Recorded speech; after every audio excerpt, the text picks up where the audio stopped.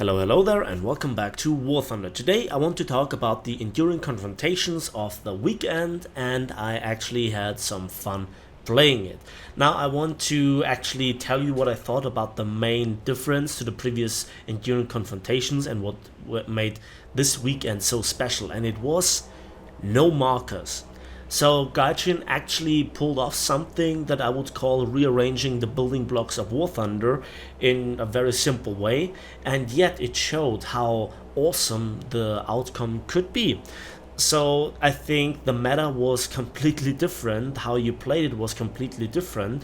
There was so much communication necessary, but also going on, and it was basically the setup from 5.0 up to 6.3 aircraft were allowed, and 5.0 to 5.7 I guess was necessary to even start it.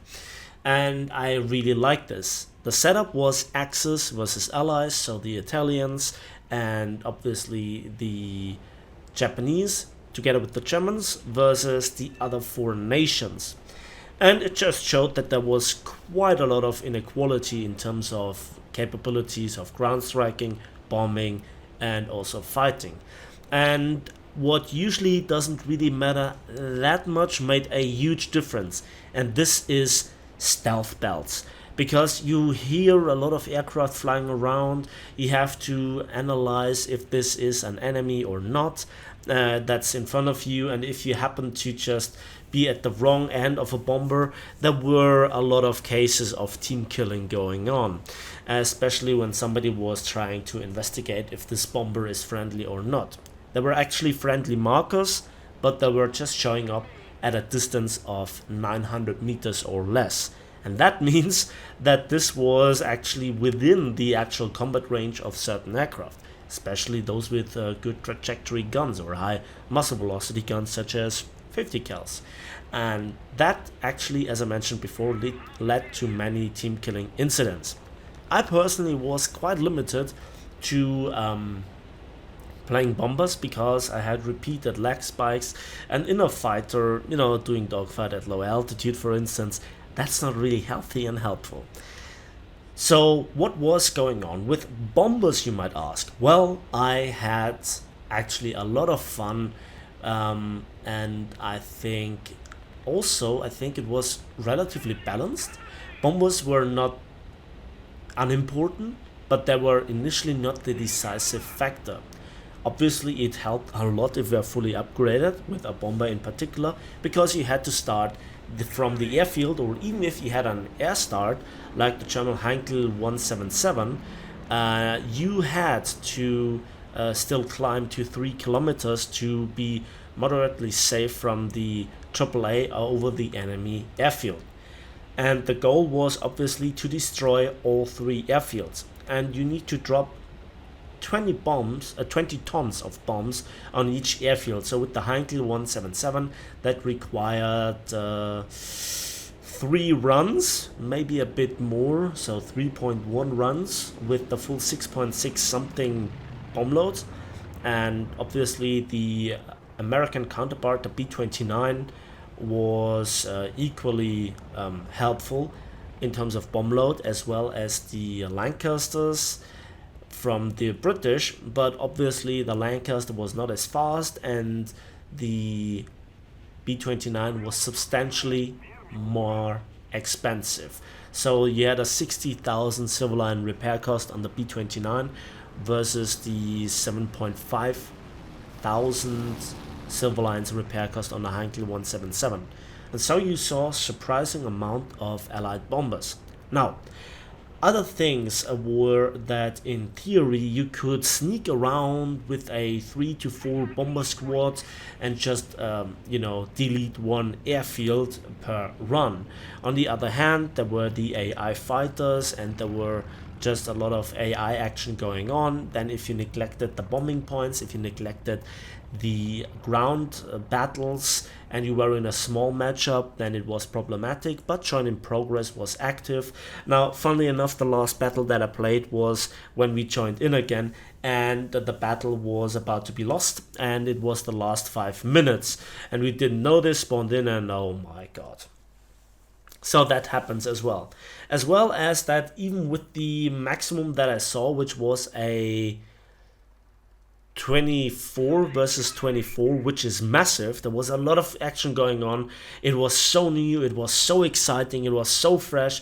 The tactics, the identification, the communication, the smoke that was going on, the dogfights about the frontline event, the frontline ground assault event. It was really, really great.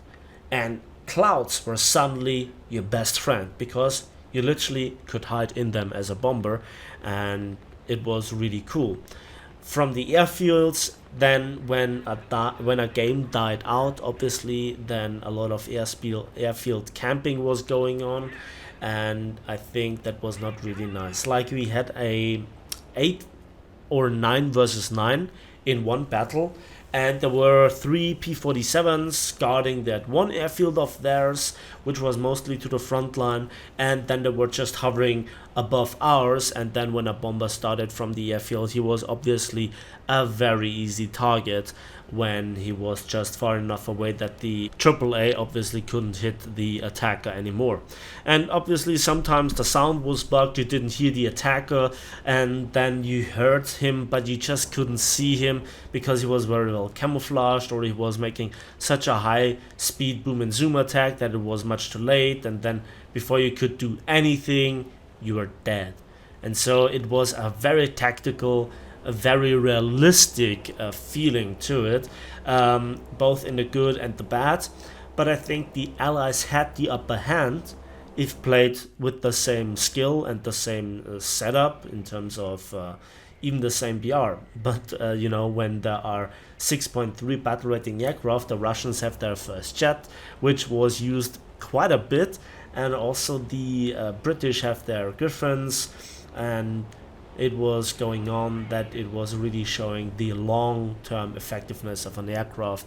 And so I think the Allies had a very, very good approach towards it.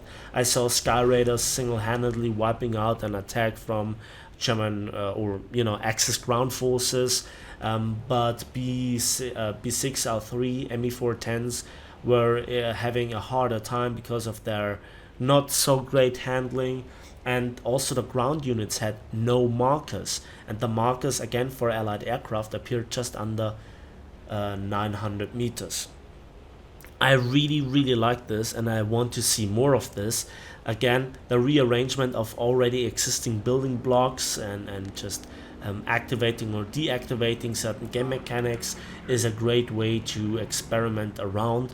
And so this approach, this actual massive change, it gets a big thumbs up from me. And yeah, I think the only massive problem that in the future we will have without markers are premium captured planes, such as the Japanese premium B-17, or you name the Japanese premium Corsair, the German P-47, and many more of those aircraft. You just can hide the color of the belly or the Japanese markings with some decals, and I think that is for the long run a problem, of course. But the feeling was exciting, and again, the potential tactical gameplay is huge. I personally had on Sunday night some problems to find some players with me, and I'm again sorry here for the kind of lame gameplay, but yeah, I think I'm also very tired at the moment. The weekend was very stressing for me. I had to help a friend moving his house. I had to help at home quite a bit. I was working long hours, and I'm not even sure how I will make it next week because I just have so much stuff to do. So I think yeah, the problems was that I think it was so exciting because we're not used to it. It's something new, but it was already in the game for sim pilots for quite a while, I'd say. I want more kind of experimenting at the hands of Gaijin. Definitely this week gets a massive thumbs up. I mean, you could refine and just optimize your playstyle. Squad gameplay, you know, comms communication is so important. Calling out your position on the map, asking if somebody is going here and there. I saw fighters trying to escort bombers. I saw, you know, hordes and waves of attackers coming in. The AI actions were really great as well, and I think, yeah, this has a lot of potential. Just a bit of polishing here and refining there, but overall the tone is set. I love it. So yeah, big thumbs up. I'm sorry that I end the video here and that it was mostly rambling with not the most exciting gameplay, but I'm really burned out for this weekend and I have to go to sleep right now. That's it for me today. Thanks for watching, thanks for listening. I hope you enjoyed this game nevertheless, or this video nevertheless. Let me know in the comment section what you think about this event, if you have played it, if you think this is relatively uninteresting. And as usual, we'll see each other in the skies and on the battlefields of War Thunder.